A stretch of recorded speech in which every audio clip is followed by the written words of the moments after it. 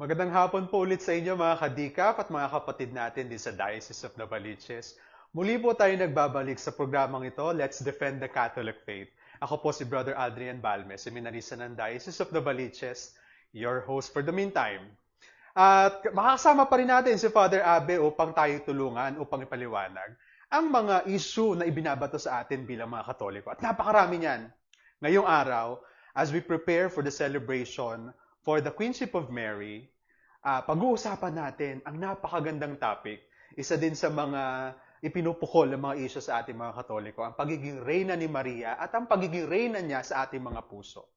Pero bago po natin tuluyang simulan ng programang ito, samahan niyo po kami sa panalangin sa tulong ng pagdadasal ng Memorare. Tayo po'y manalangin sa ngalan ng Ama, ng Anak, ng Espiritu Santo. Amen. Amen.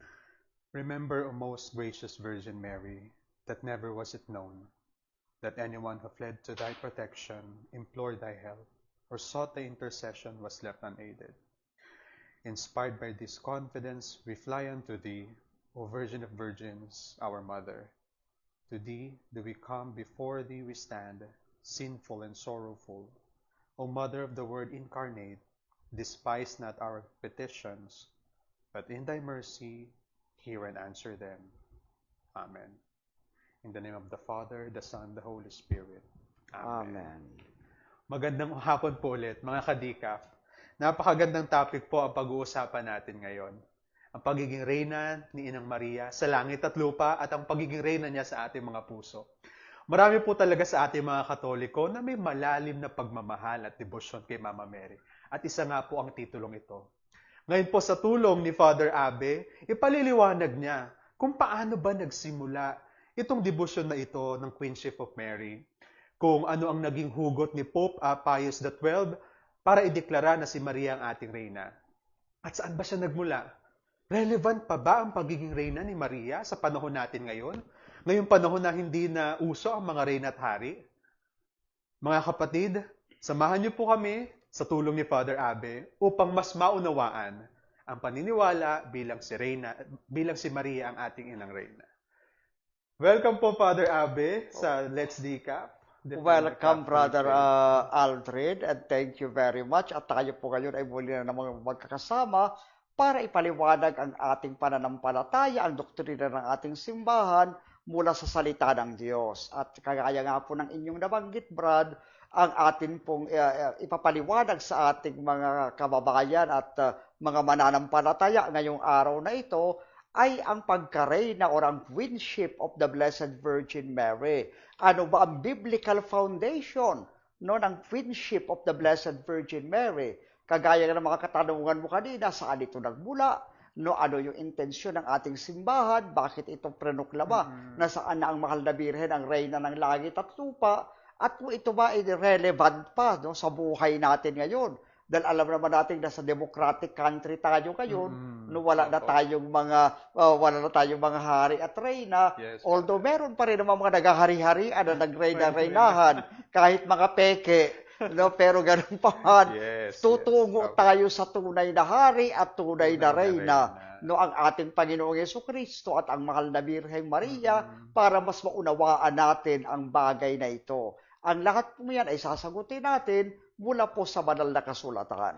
Yes, at yan naman po talaga ang pinakahugot natin dahil sinasabi nga nila na ang Queenship of Mary wala daw sa Biblia, paano ito nadeklara? At yung pinakahugot natin muna ay ang Biblia. Kasi ito naman talaga ang unang ipinupukol. Wala naman daw sa Biblia kasi itong practice na ito. Totoo po ba yan, Father, na wala sa Biblia or talagang nakasulat din ito?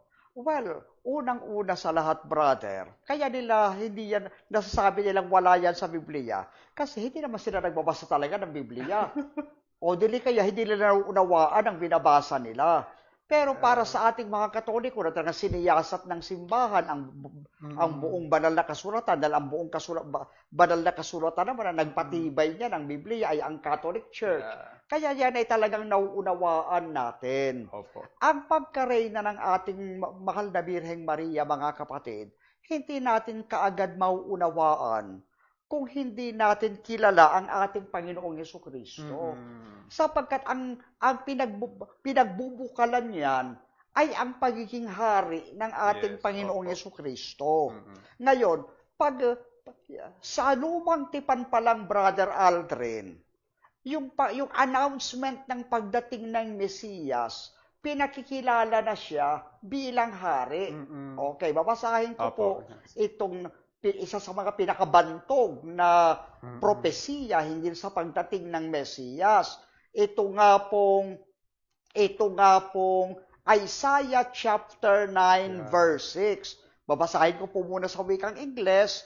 For unto us a child is born, unto us a son is given, and the government shall be upon his shoulder, and his name shall be called Wonderful, Counselor, the Mighty God, the Everlasting Father, the Prince of Peace.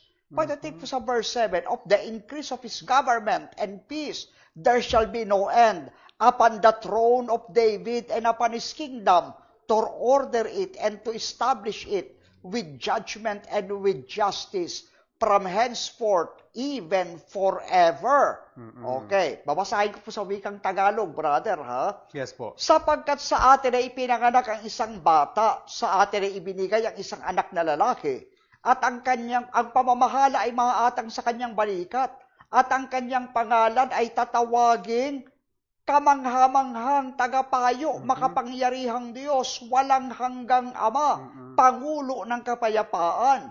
Ang paglago ng kanyang pamamahala at ng kapayapaan na hindi magkakaroon ng wakas sa luklukan ni David at sa kanyang kaharian, upang itatag at upang alalayan ng kahatulan at katuwiran mula ngayon hanggang sa magpakailanman.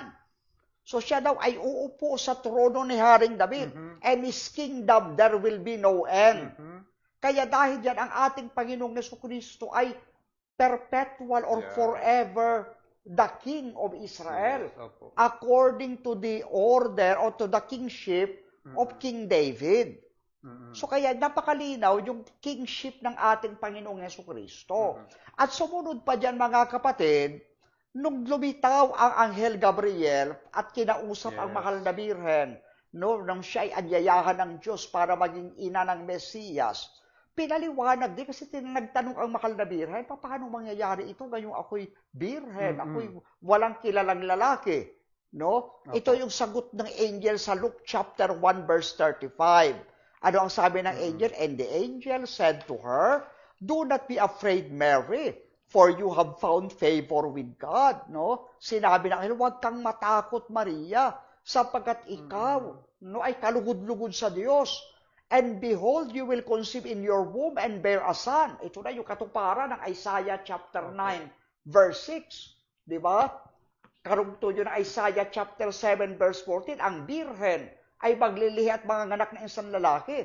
At yung anak na lalaki nga daw, yun ay Diyos. Yes. Makapangyarihan sa Almighty God.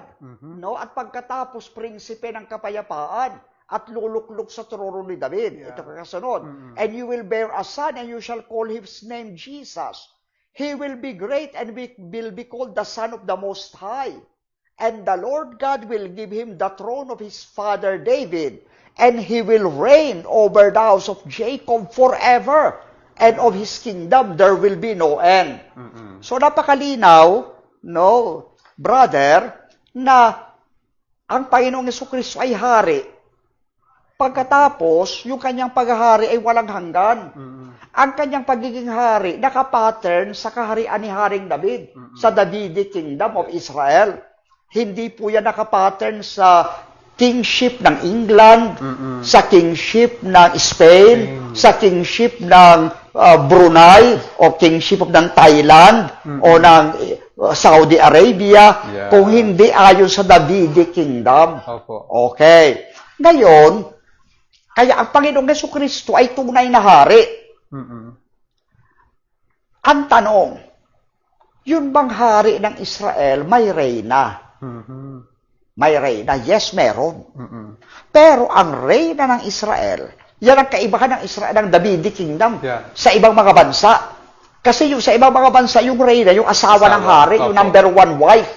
Yes. Pero dahil 800 ang asawa ni Solomon, ang naging reyna, tinanghal na reyna ng Israel, hindi yung mga asawa ni Solomon. Yes. Kung hindi yung nanay ni Solomon. Yan. Okay. Yan ay dapat nating maunawaan Yung distinction na yan. Mauunawaan mo na yan kung alam mo yung history of the kingdom of Israel. Magtungo po tayo dito sa 1 Kings chapter 1 verse 15 to 16. Ayan. So, yung the queen of the Davidic kingdom from the time of Solomon is the mother of the king. Okay, ito pala. Okay. Sa 1 Kings chapter 1 verse 15 to 16, buhay pa dito si Haring David. Opo. Marami ring asawa si Haring David, si Michal, asawa niya yun. Maraming asawa si Haring David. Pero, ang favorite niya, na pinakamamahal niyang asawa, si Bathsheba. Yan. Oh, si Bathsheba, asawa yan ni Urias. Pinapatay niya si Urias, di ba? Pinasinugod niya sa gera. One of the most controversial stories. The most controversial love story. Di ba? Oo. Nakita niya naliligo sa liwanag ng buwan si Bathsheba at natukso siya, kaya binabaan niya. No? Na napakababa. At pagkatapos na buntis, pinauwi niya sa asawa para si pasipingan ng asawa, hindi sinipingan ni Urias kasi nga lumalaban, general siya, lumalaban sa gera yung mga tauhan niya kaya ang ginawa ni Haring David, nilagay sa front line si Urias para sa ganun mamatay. Yes. Mapakasalan niya si Bathsheba at namatay nga si Urias. Namatay din yung anak nila. No? Pagkatapos, pero pinakasalan pa rin siya ni Haring David. Okay. Ngayon, later naging anak nila si Solomon. Yes. Na nung buhay pa si Haring David, dumalaw si Bathsheba. So Bathsheba went to the king in his chamber. Now the king was very old. Bathsheba bowed and paid homage to the king.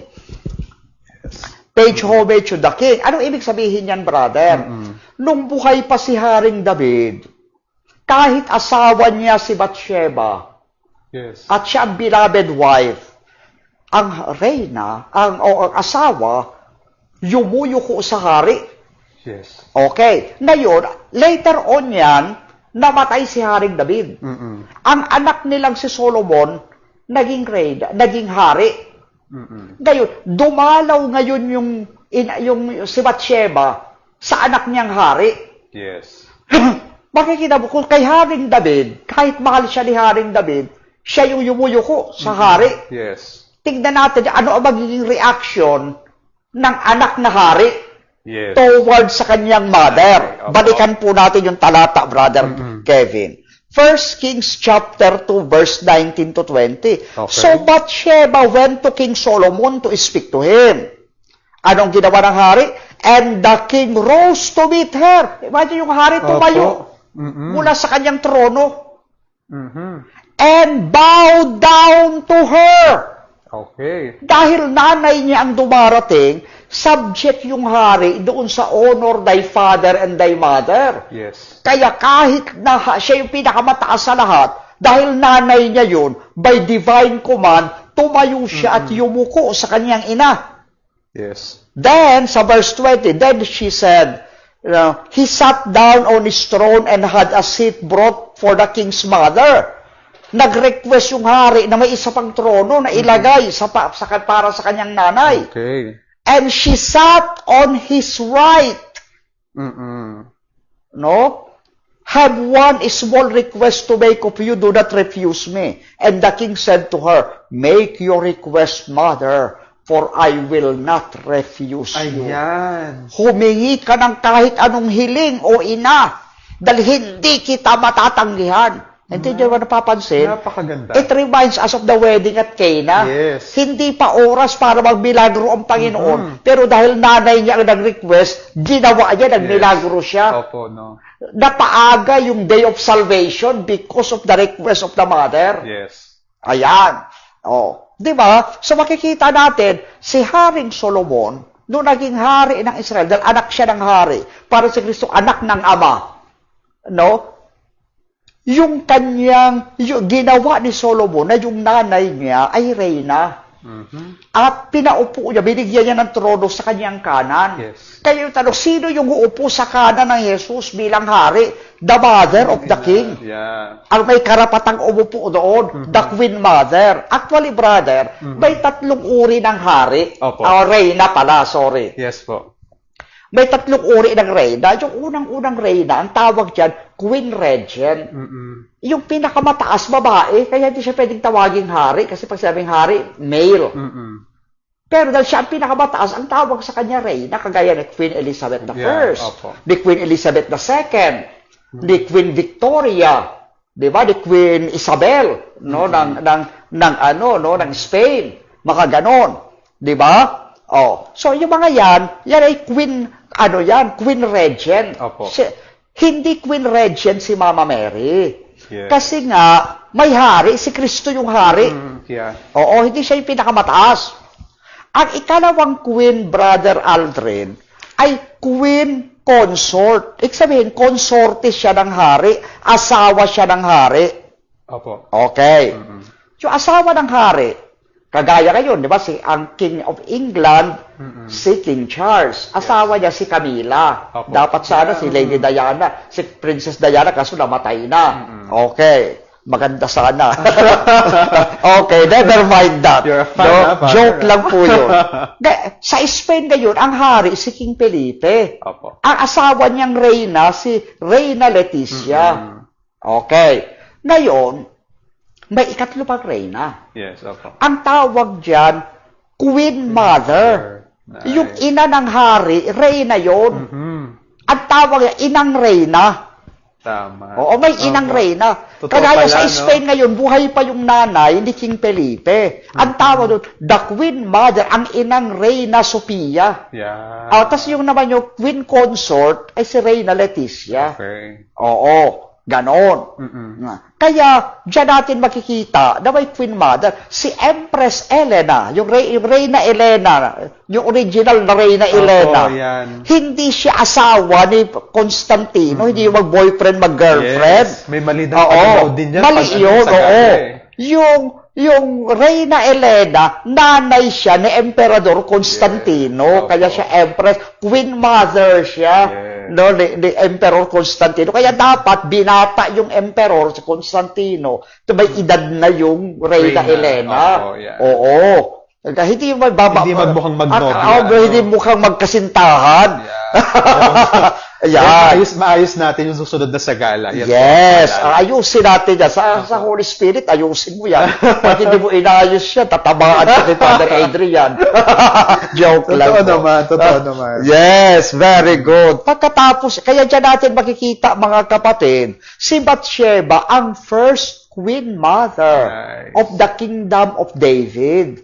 Oo. At dahil nga ang tagapagmana ni Solomon, at ni Haring David ng trono na yan, magpakailanman, ang Panginoong Hesus, ang nanay ni Jesus, ang inang reyna ng simbahan, ang inang reyna ng Israel, at ang inang reyna ng langit at lupa, dahil si Kristo yung hari ng langit at lupa. Kaya talaga, Father, kapag wala tayong malalim na kaalaman sa Biblia, kung ano lang yung mabasa, yun yung paniniwalaan, no? Correct. Yung walang malalim na kasaysayan. Kasi napakadaling i-reject ang pagkareyna ni Mama Mary dahil hindi natin alam yung kasaysayan ni King David. Yes, kaya little knowledge is a dangerous thing. Sabi nga ni William Shakespeare. Di ba?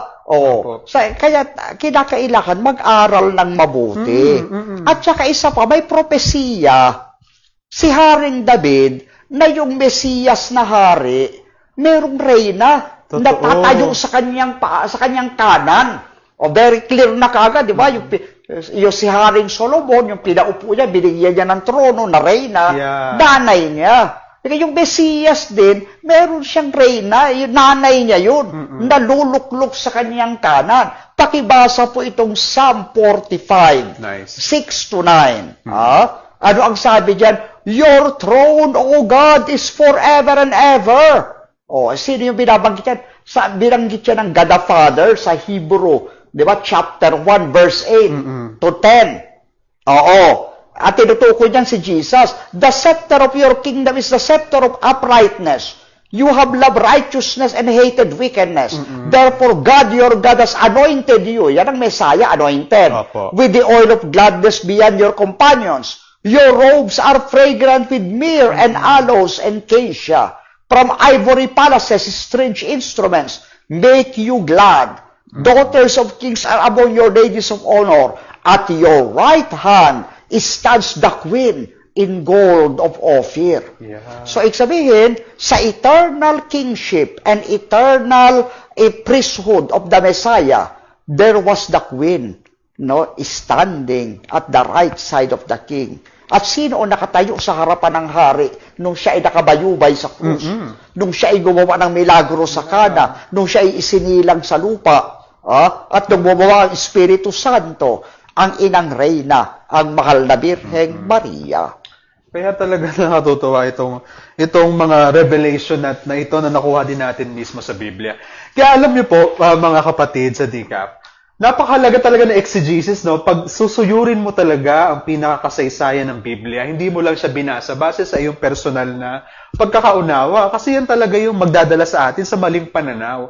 At napakabilis husgahan kung sino yung mga nakasulat sa Biblia na hindi relevant ito sa pananampalataya ko. Kasi wala po tayong masusing pag-aaral tungkol sa mga hugot kung ano yung nasa Biblia. Oo. Ang nakakalungkot nga, Brother Altrin, sinasabi, modern na tayo ngayon, hindi na kailangan yung mga kings and queens na yan, pero madaming naghahari-harian. May mga hari ng weteng, diba? May hari ng pogo, may hari ng, may hari ng kabaret, may hari ng, suntukan, may hari ng barilan, may hari ng extrajudicial killings. Pag inutos niya na patayin ka, talagang papatayin ka na lang na parang aso sa kalsada. May mga hari ng mga sindikato, di ba? Merong mga iba naman, di ba? Kahit na pera ng bayan, nilulustay para magmukhang reyna, natagtad na mga brilyante at mga alahas ang katawan. Di ba? Imeldific ang dating. Mga Evita Peron ang dating. So, baka ganyang bagay. Ay, hindi po. At napakahalaga na malaman natin na ang tunay na hari ay ang ating Panginoong Hesukristo. Yeah. At pagkatapos, ang ating reyna ay ang ina ng Panginoong Hesukristo. Ang tunay na ang hari at ang tunay na hari at reyna ng langit at lupa, unang-una ang Panginoong Hesus na hindi mayabang kundi humble. Yes. He humbled himself and became obedient to the will of the Father, to the will of God until death on the cross. Yeah. At ang mahal na Birheng Maria din, diba? Siya yung reyna, tunay na reyna ng langit at lupa, ng kaharian ng kanyang anak. Pero hindi yan mayabang, hindi yan nag-inarte, hindi yan naglandi na kagaya ni Cleopatra, hindi yan nag-inarte na katulad ng iba dyan. Nakala mo kung sino mga kondesa at na reyna na mga peke naman na galing lang sa nakaw, yung kanilang mga suot-suot na mga alahas. Hindi self-entitled. Hindi self-entitled na dapat bigyan siya ng 2 bilyon, pagkatapos ayaw tanungin kung paano gagamitin, kung saan ginamit, wala ba ipakita ang mga resibo. 10 billion nga. Yun ay reyna ng mga kapalmuks ang tawag po dyan. Ang tunay na reyna, ano ang sabi ng mahal na Birheng Maria? Ako'y alipin ng Panginoon, maganap sa akin ang ayon sa kanyang pinasasabi. Diba? Yan ay Luke chapter 1 verse 38. Ito yung tunay na reyna. Yes. Oo, kaya dahil diyan, pinapaalala sa atin ng kapistahang ito ng pagkareyna ng mahal na Birhen. At ganoon din yung piyesta ng Christ the King ng ating Panginoong Hesukristo. Na unang-una sa lahat, tayo ay dapat maglingkod ng kagaya ni Maria, may kalinisan kasi virgin siya eh. Yes. Diba? Pagkatapos ay naglingkod dyan sa Panginoon kahit mahirap lang, karpintero lang si St. Joseph. No, ang Panginoong Hesukristo mismo, karpintero, probinsyanang taga Nazaret ang mahal na Birhen. Pero tapat at banal na naglingkod sa Diyos. Yes. Oo. So yung pagiging reyna, hindi yung pagiging marangya, magarbo, maarte, kung hindi dalisay at tapat na naglilingkod at namumuhay sa kabutihan at kabanalan at pagsunod sa kalooban ng Diyos. Yes. Kasi Father, minsan ang nakalulungkot na part, ang pananaw natin sa pagiging reyna at hari, yung mga paglilingkuran natin, ititingala natin, parang ililook up to. Kasi yung mga hugot natin, kung ano yung kulang, hinahanap natin dun sa mga taong hinahangaan natin. Kaya minsan, kapag yung talagang hindi maganda yung ugali nung hinahangaan natin, nai-imbibe din natin. Kapag sila Mama Mary and si Jesus Christ yung tinitingnan nating mataas na reyna, yun din ang ugaling i-imitate natin yung kanilang kababaang loob, kanilang paglilingkod. At talaga namang, kahit si Mama Mary, hindi naman niya kinlaim na I am pinamukha sa ating lahat nung siyang nabubuhay na reyna ako, yung aking anak ay maglilingkod. Kundi nakisama siya sa paglilingkod. Correct. At yan nga po pinapaliwanag mo, Brother Aldrin, na-express sa atin ang Biblia dito po sa Filipos chapter 6, verse 5 muna, hanggang 11. Magpakababa kayo tulad ni Kristo Jesus. Si Mama Mary, nagpakababa tulad ni Kristo Jesus. Diba? Napaka-humble, napakabait. Kahit siya ay Diyos, hindi siya nagpumilit na manatiling kapantay ng Diyos. Sa halip ay kusa niyang binitiwan ang karapatan niyang ito at nabuhay na isang alipin. Kaya sabi ka ni Mama Mary, ako'y alipin ng Panginoon. Diba? Ipinanganak siyang tulad ng isang karaniwang tao, siya ay nagpakababa at naging masunurin hanggang kamatayan. Hanggang kamatayan sa krus. Kaya naman siya itinampok ng Diyos at pinigyan ng pangalan higit sa lahat ng pangalan. Ano pat ang lahat ng nilalang na nasa langit, nasa lupa at nasa ilalim ng lupa ay maninikluhod at sasamba sa Kanya at ipahahayag ng lahat na si Hesus Kristo ang Panginoon sa ikararangal ng Ama. Ngayon, so yan yung kingship ni Jesus, kaya hari na nakasakay sa donkey. Ang haring, dakilang pag-ibig saan man manahan, Diyos ay naroon, walang alinlangan. May verse yan. Sa haring nakapako sa krus. Hari, pero nakapako sa krus. At nasa kanyang paanan ay ang kanyang ina. Na bagamat reyna ng Israel, reyna ng langit at lupa, nagpakababa, namuhay na isang alipin. At yan ang mensahe sa atin ng mahal na Birhen at ang Panginoong Jesucristo. Ang tunay na hari, nag-aalay ng buhay, nasusugatan at naglilingkod. Para bang yung nanay, na tunay na reyna ng tahanan, yan din ang unang tagakarga ng baby, yan ang unang yaya, yan ang unang mong tagaluto, tagalaba, tagapunas ng pawis, tagapalit ng damit, tagapaligo, di ba? Tagakarga, tagapaypay, di ba? Lahat na, siya na yan, di ba? Kaya naman mahal na mahal natin. Siya ang number 1 sa puso natin kasi siya ang number 1 servant. Ganon din ang tatay natin. Di ba, hari yan ang tahanan, pero yan ang unang magtatrabaho, magpapakain, di ba, bibili ng, kakainin ng mga anak, pambili ng damit, pambayad ng kuryente, lahat-lahat. Hari siya, pero siya ay dakilang hari, kasi alila din natin siya, servant din natin siya. Silang dalawang mag-asawa, palitan yan kumarga sa anak, palitan yan magpadede sa anak, palitan yan magpalit ng diapers ng anak. Di ba? Kaya yung tunay na hari, naglilingkod. Hindi sila naghahari-harian. Totoo. Kapag naghari-harian yan, peke yan. Di ba? They are only using the political power or whatever power it is or the business power, mga influence for themselves. Ang tunay na hari, hindi siya nagkakamkam ng kapangyarihan. Sa halip, siya ay nag-aalay ng kanyang sarili. Nasusugatan siya, nasasaktan siya, namamatay siya sa kanyang sarili para magbigay buhay. At ganyan din ang mahal na Birheng Maria. Totoo po. Kasi parang nabox din, yung mga Israelita, kung babasahin natin sa Biblia, parang nabox sila dun sa political priest na nagro-rule, nakikipagdigmaan, dumidepensa sa lahat ng mga naapi. Pero nung dumating si Jesus Christ, hindi ganun yung hari in-expect nila.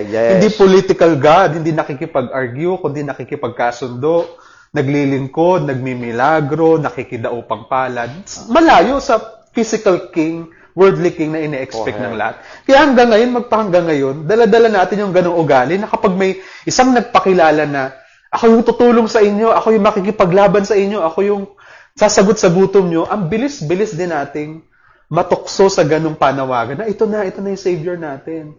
Pero pagdating sa pananampalataya, hindi natin nakita na there is more of that na dapat may dumating at Yung mamutawi sana, yung talagang tunay na naglilingkod.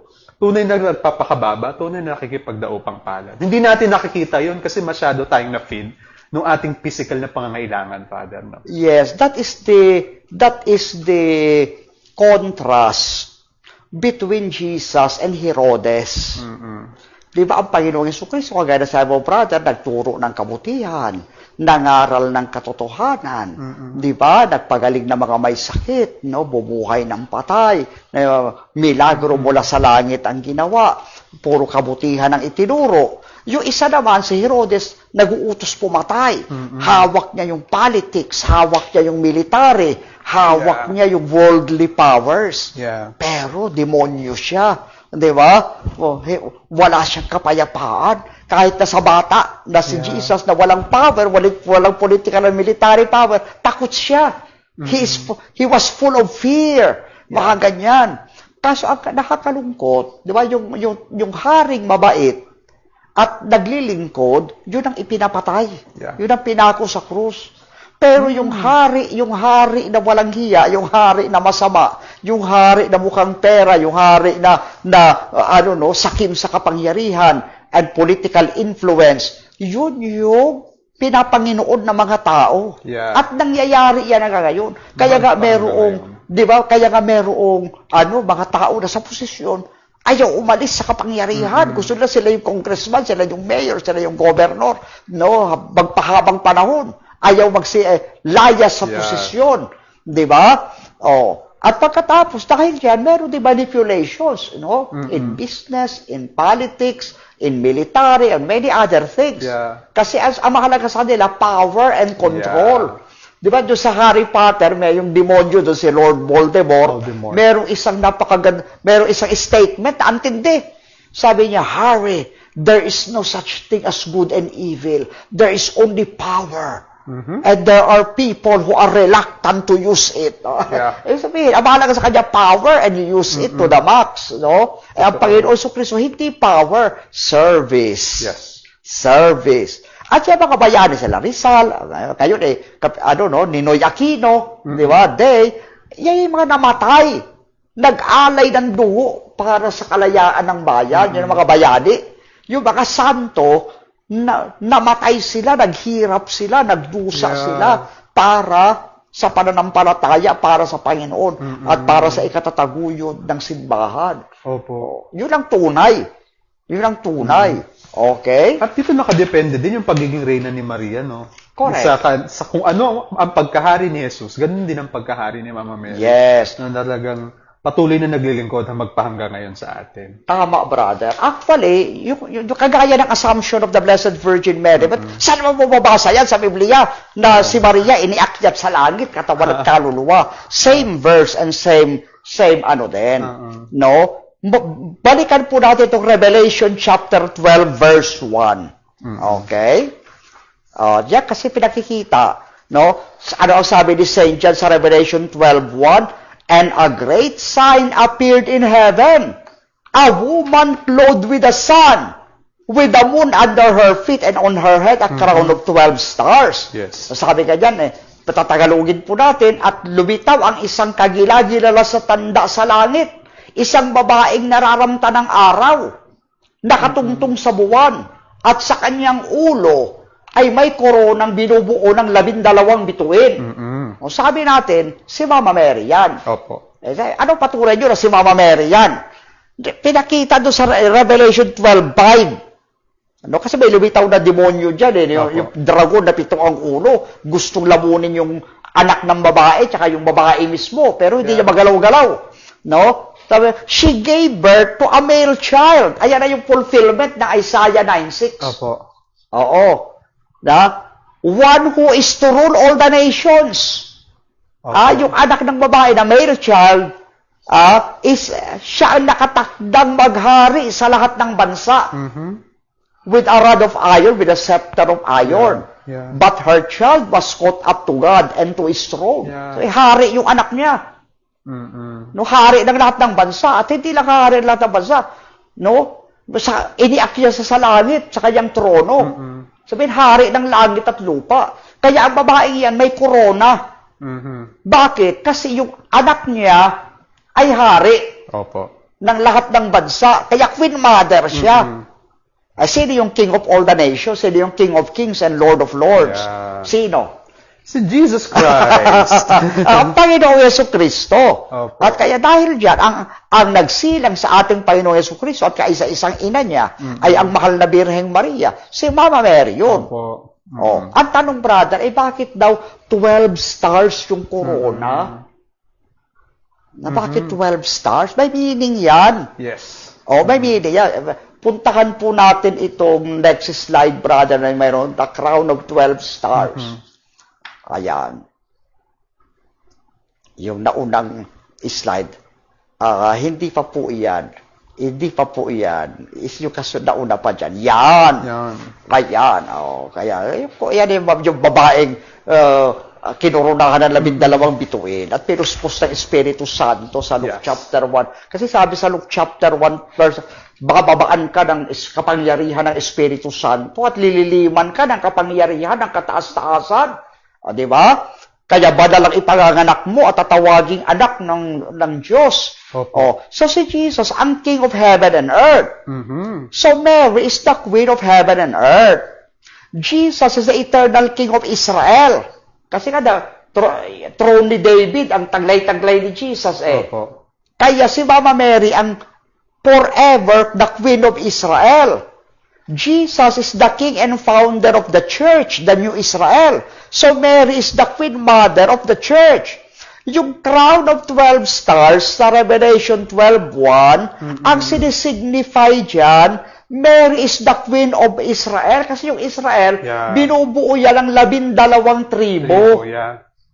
12 tribo, kaya 12 stars. Opo. Tapos, yung 12 tribes na yun, nanggaling yun sa 12 patriarka na anak ni Jacob. Opo, yan. Kaya, si Mama Mary, tinatawag natin Reyna ng mga patriarka. Ipanalangin mo kami. So, yan po ang dahilan. Yes, dyan yun galing. Reyna siya ng 12 patriarka. Pagkatapos, sinasabi natin, Reyna ng mga apostol, ipanalangin mo kami. Kasi sa New Testament, yung church is the New Israel. Na tinatag ni Kristo, ang foundation niyan, ang 12 apostles. Opo. Ayan. Kaya si Mama Mary, Queen of Patriarchs and Queen of Apostles. Tama yung litanya natin. Very biblical yun. Nanggaling din yun sa Revelation chapter 12, verse 1. Ayan. Kaya yung 12 patriarchs and 12 apostles, yan yung mga naglilingkod. Naglilingkod. Kaya si Mama Mary din as a queen, naglilingkod. Naglilingkod. Opo, may nabasa nga po ko sa yung sa handbook ng Legion of Mary. Yung title po ng portion ay Mary in the Mystical Body of Christ.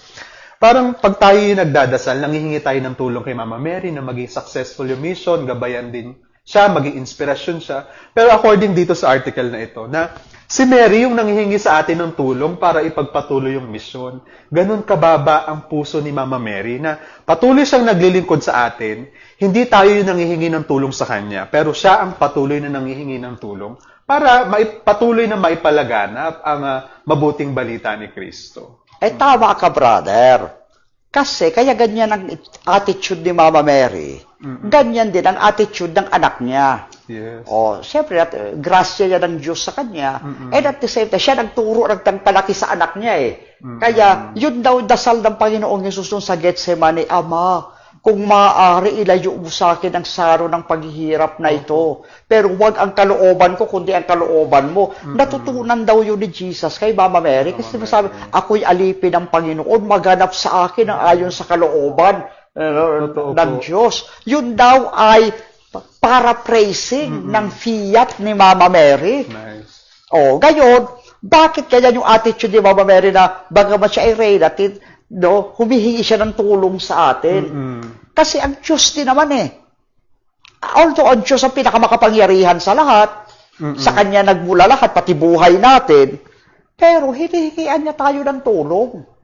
Halimbawa, gusto tayong baby tayo, gusto tayong pakainin ng Diyos. Hindi naman bumababa si God the Father mula sa langit para magluto ng sinaing, magprito, maglaga ng itlog, magprito ng itlog, mamalengke, di ba? Para tayo ay hugasan ang pulbuhan yung puwit ng baby. Hindi, ang gagawa niya nanay at tatay. Yes, opo. Di ba? Sila ay instrumento ng Diyos. Oh. At ang Panginoong Jesucristo, kaya ang Panginoong Jesucristo din, no, sinugo niya yung mga apostol para ipagpatuloy ang kanyang gawain. Di ba siya dati nagtuturo sa mga tao. Opo. Ang mga apostol na ngayon na nangangaral. Ang gumagawa diyan ngayon, tayo. Yeah. Tayo ang gumagawa niyan. Pinagpapatuloy natin. Kaya ang simbahan mayroong mga mission sa mga hospital, sa mga sick. Yes. Kasi nga, si Kristo kumakaliya ng mga may sakit. Opo. Di ba? Mga ganyan. Dahil si Kristo ay nagmimisa. Siya ang unang pari, siya ang unang nagmisa. Kaya ang pari natin, pinagpapatuloy ang gawain ni Jesus. We have to continue the works of the Lord. Yes. Kaya nga ang tawag sa simbahan, the mystical body of Christ. Kasi yung gawain ni Kristo, ginagawa pa rin ni Kristo hanggang ngayon sa pamamagitan ng pagkilos at paggawa at misyon at apostolado ng Santa Iglesia. Talagang inspirasyon, Father, yung paglilingkod, no? Bago po ako magpatuloy, i-recognize po muna natin yung mga comments ng ating mga viewers. Hawak-hawak ko po ang aking cellphone at tab para subaybayan ng mga nagko-comment at mga nagtatanong sa page ng Diocese at mga taga-almusalita followers. Dito po may mga greetings. May comment po dito si Ramil Monreal, Hail Mary, Blessed Virgin Mary, Queenship of Heaven and Earth, pray for us. At si Cuniberto Retarino, you cannot accept Jesus as a king if you cannot accept Mother Mary as a queen. Napakagandang reflection. At sinabi din niya, I love this topic about Mariology. At greetings po sa lahat ng mga nanonood sa Almusalita at sa ating diocese. Kung may mga katanungan po kayo about Queenship of Mary, about Mariology or Mama Mary, pwede nyo pong ibato sa comment section at susubukan nating sagutin through Father Abe. At ito nga po ang magpatuloy tayo na ang pagiging reyna at pagiging reyna ni Maria at paghahari ni Jesus ay talagang nakasentro sa paglilingkod. Kasi kung mapapansin natin, Father, yung mga pagpapakita, yung aparisyon ni Mama Mary, doon sa panahon na talagang in great need tayo, di ba? World War. Ito nga pong Queenship of Mary, ang naging hugot, nabasa ko sa, I did my assignment, no? Ano bang hugot nitong Queenship of Mary?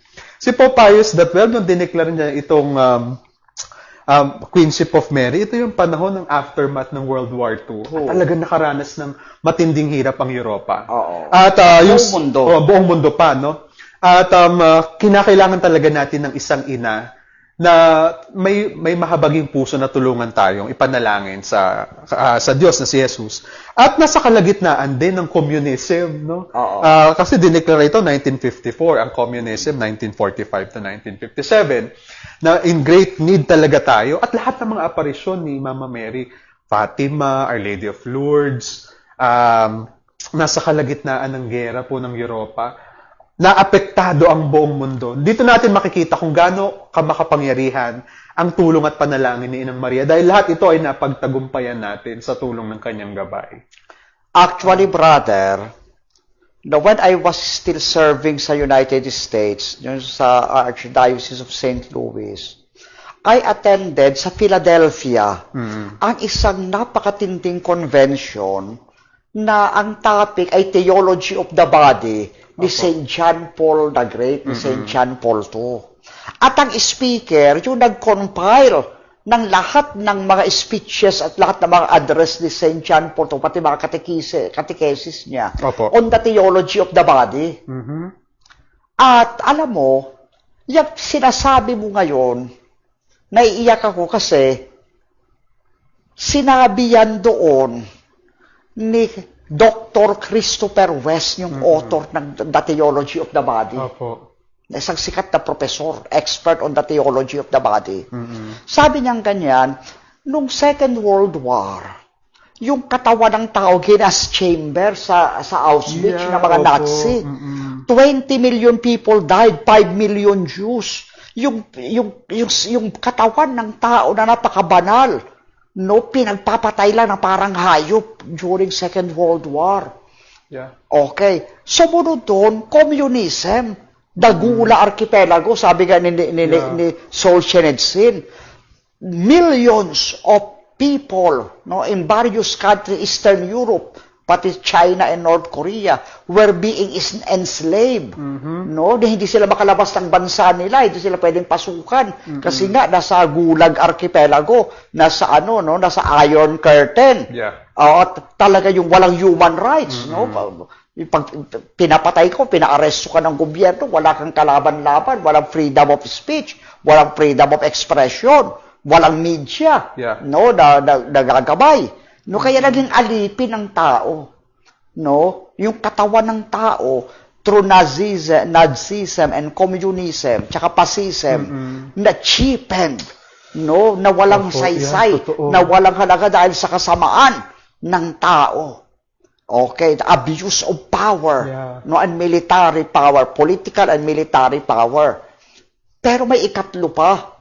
Kasi during the 1950s, kung saan diniklara yung dogma ng Assumption tsaka declaration ng coronation ng Queenship of Mama Mary, may isa pang nangyayari. Hindi nangyari sa Nazi Germany, hindi nangyari sa Communist Russia. Saan? Sa United States, sa naman, sa capitalism world. Ano yun? Yung opening and rise ng Playboy magazine. The rise of pornography. Yung banal na katawan ng tao. Sabi, yes, maganda yan. Okay yan. Pero yan ay para, hubarin mo ang damit mo para mo pagkakitaan. Para sa pera. Para sa popularity. For pleasure and for sex. Sabi ng Pope, hindi. Kaya dineclare yung dogma of the Assumption, the body of the person is not to be tortured, not to be killed, not to be enslaved. Hindi para gawing, objects of pleasures only. But it is destined for heaven. Dahil ang dignity natin bilang tao ay hindi alipin. Hindi para pagpapatayin, hindi para gawing parang hayop. Dahil tayo ay kasalo sa kaharian ng Diyos. Na tayo ay nakikisalo sa dignity of our King, of our Lord. No, makasalanan man tayo, but tayo ay inihanda ng Diyos para sa dakilang bagay sa kaluwalhatian ng langit, hindi para sa kasamaan. Kaya dahil dyan, mga kapatid, itong dogma ng Assumption, tsaka yung piyesta ng Queenship of Mama Mary, nagpapaalala sa atin na hindi tayo mabuhay dapat sa pamamaraang makahayop, sa kasamaan at kadiliman, sapagkat tayo ay itinakda at itinadhana para makasalo sa kaluwalhatiang walang hanggan sa kalangitan. Dahil tayo ay tagapagmana ng kaharian ng Diyos. Hindi lang si Kristo ang ating hari, si Mama Mary ay ating reyna. Tayo ay mga anak ng mahal na Birheng Maria, may adoption. Kaya tayo ay dapat makisalo sa kaharian ni Kristo. No? Ano yung ating mamanahin dito sa lupa? Kabulukan, kasiraan, no? Walang katapusang problema at kamatayan. Subalit ang naghihintay sa atin sa piling ni Jesus at ni Maria ay buhay na walang hanggan sa kalangitan. Opo. Kaya itong mga deklarasyon ng simbahan natin na Queenship of Mary, Assumption of the Blessed Virgin Mary, hindi lang po ito para magpasikat at ipamukha sa maraming tao na ang Roman Catholic ang pinakamakapangyarihang relihiyon. Ito po ay para bigyan tayong paalala na tayo minamahal ng Diyos, no? Na ang ating katawan, sa tulong ng inspirasyon ni Mama Mary, ay napakahalaga, napakabusilak at napakabanal. After all, ang pananampalatayang Katoliko, kaya may mga ganitong pananampalataya upang iligtas tayo at paalalahanan tayo na meron tayong inaabangan sa kabilang buhay. Merong reward ang Diyos kung talaga i-appreciate natin yung kabanalang ipinagkaloob sa atin ng Diyos. No? Actually, brother, yung sinasabi mong yan, hindi lang sinabi yan ni Dr. Christopher West. Sinabi rin yan ni St. James, the Apostle. Tignan natin itong James chapter 1, verse 12. Inihanda na ni Kevin yan, ayan. Napakagaling ni Kevin sa Biblia eh. Okay. Ayan. Sabi po dyan, blessed is the man who remains steadfast under trial. Pinagpala daw ang isang tao na nanatiling tapat kahit sa kabila ng pagsubok. Totoo po. For when he had stood the test, he will receive the crown of life. Pag nalagpasan niya ang lahat ng mga pagsubok, tatanggapin niya ang korona ng buhay. Na pinangako ng Diyos, which God has promised to those who love Him. Na pinangako ng Panginoong Diyos sa mga nagmamahal sa Kanya. So kaya kapag tayo ay tapat sa Panginoong Diyos, sa kabila ng mga pagsubok, kagaya ng mga santo natin, na mga banal, then we will receive the crown of life. Kaya yung description, hindi lang si Mama Mary at si Lord Jesus. Yung mga saints, may halo, may crown of life. Yun ang ibig sabihin nun. Siya din ang sinabi ni Saint Paul sa 2 Timothy 4:8, henceforth, there is laid up for me the crown of righteousness, which the Lord, the righteous judge, will award to me on that day of appearing. Tapos sabi rin ni Saint Peter, 1 Peter chapter 5 verse 4, and when the chief shepherd appears, you will receive the unfading crown of glory. Kapag tayo tapat sa Panginoon, pag tapat tayo sa Panginoon, tayo ay tatanggap ng korona ng buhay. Kaya paalala sa atin, brother, gamitin natin ang ating katawan sa kabutihan. Parangalan natin ang Diyos sa pamamagitan ng ating paggawa ng mabuti. Totoo. Diba? Kaya kapag tayo nagpapakain, diba, ano ang sabi dun sa katapusan, diba, sa Matthew 25, sabi ng hari yun sa mga mabubuti, nung ako'y nagutom, pinakain niyo ako, nung ako'y nauhaw, pinainom ninyo ako, nung ako'y may sakit, inalagaan niyo ako, nung ako'y walang damit, dinabitan ninyo ako. Come, enter into the home of my Father. Baka kasalo tayo sa kaharian ng Diyos. Pero yung mga masasama, sabi ng Panginoon, lumayo kayo sa akin, nung nagutom ako, hindi niyo ako pinakain, nung nauhaw ako, hindi niyo ako pinainom, nung wala akong damit. Lord, kailan ka namin nakitang walang pagkain, nagugutom, nauuhaw, walang damit. Whatsoever you do to the least of my people, of my brothers, that you do unto me. Diba? Kaya dahil dyan, tayo mga magulang, mahalin yung mga anak ninyo. Huwag nyo nanakawan ng pera yung anak nyo. Diba? Ganon. Pag kailangan, maghingi.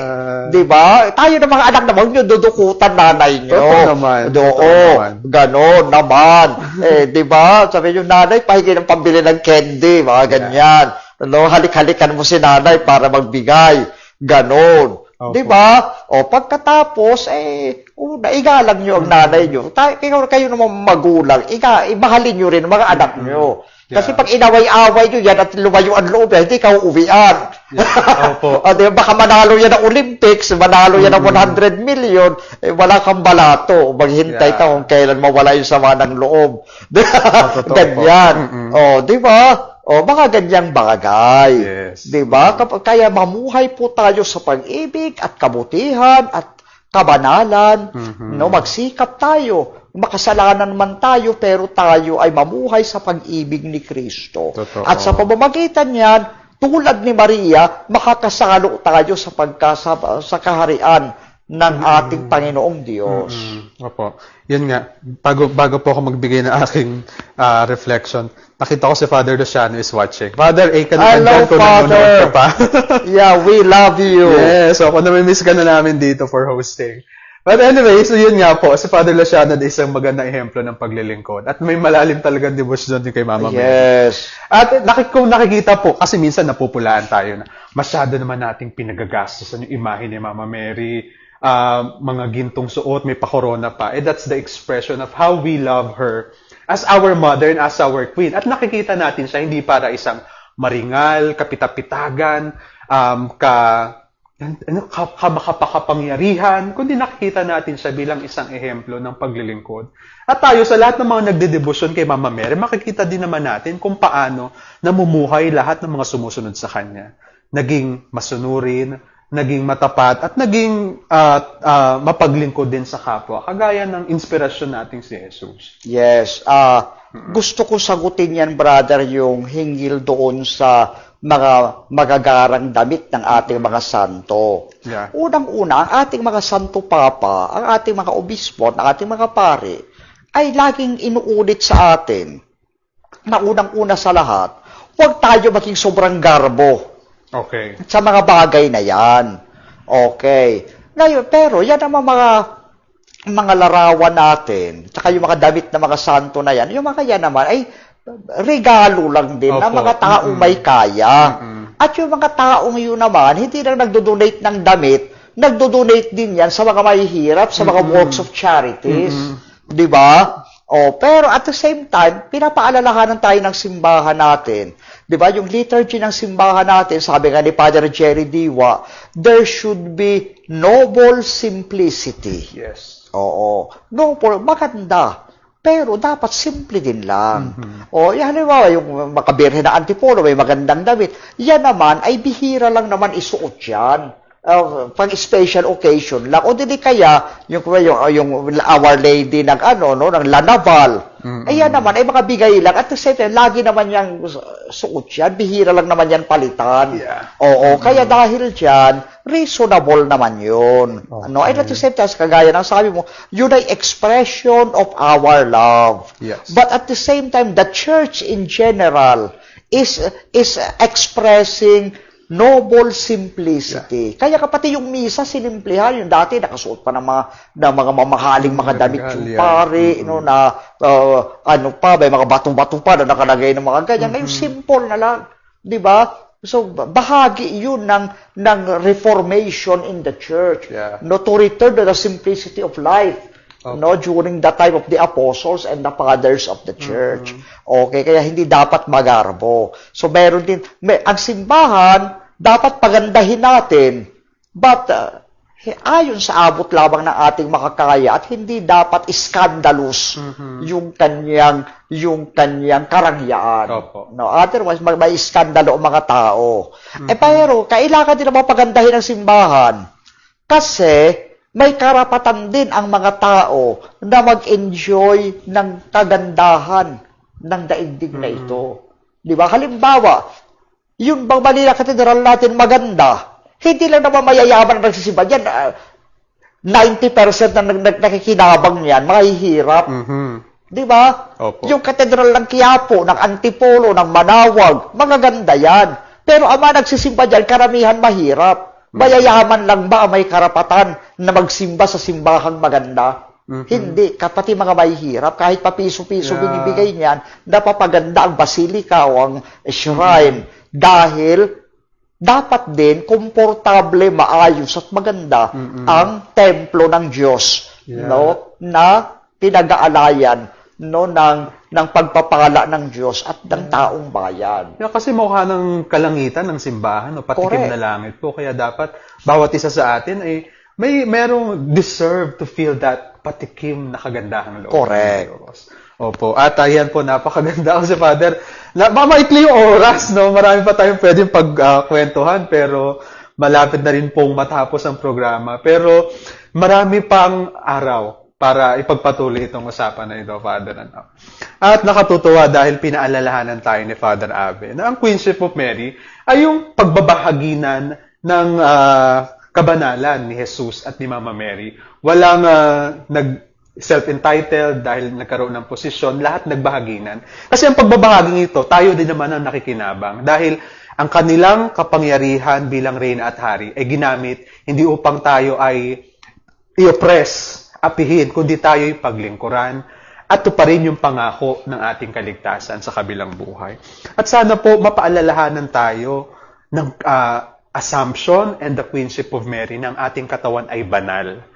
At ang pag-appreciate natin ng kabanalan ng ating katawan ay may kahihinat ng gantimpala sa langit.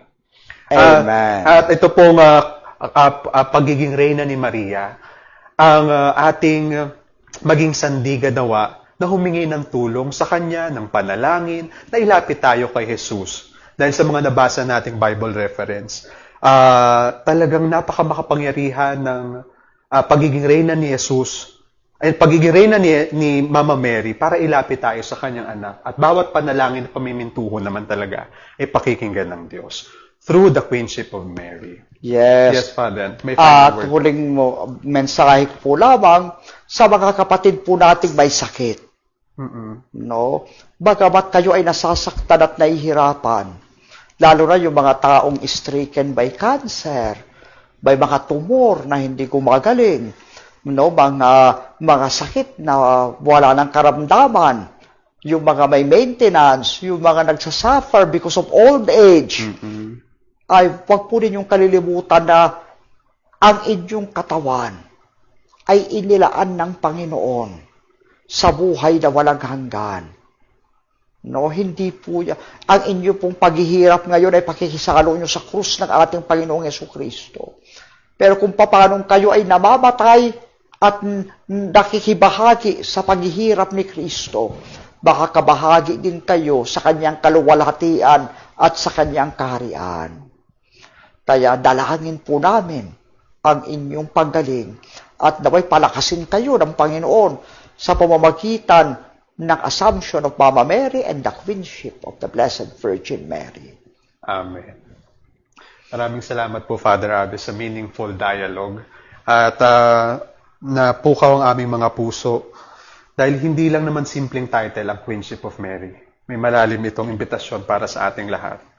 Ang ating kaligtasan at pamiminto kay Mama Mary ang magdudulot sa atin para mas maging malapit kay Jesus. At sa punto pong ito, hinihingi natin ang panalangin. Pabunuan tayo ni Father Abe sa panalangin at final blessing. Okay, sa ngalan ng Ama at ng Anak at ng Espiritu Santo. Amen.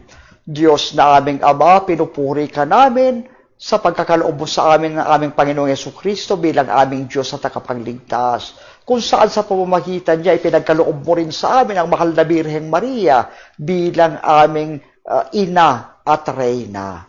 Ngayon nga pong aming inaalala ang Queenship of the Blessed Virgin Mary.